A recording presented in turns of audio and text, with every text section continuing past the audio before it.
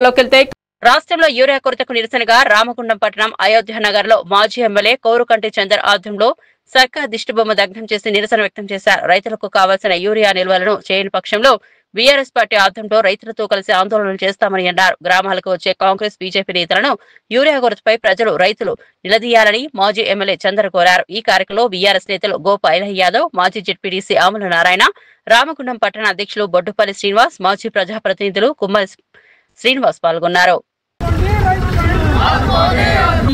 రైతులకు ఎరువులు కావాలని అడగకుండా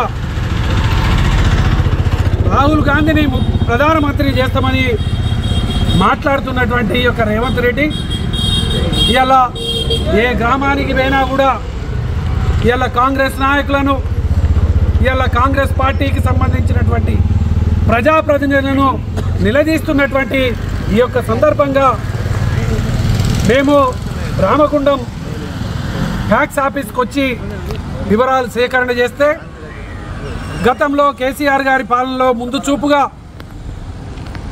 ఇతర రాష్ట్రాల నుండి మన రాష్ట్రానికి ఎగుమతి చేపించి ఎరువుల కొరత లేకుండా చేసిండు. ఇప్పటి వరకు ఈ సీజన్లో 15,000 వరకు యూరియా సప్లై చేసినటువంటి పరిస్థితి గతంలో ఉండే. ఈరోజు 10,000 మాత్రమే వచ్చినాయి. రైతులందరూ కూడా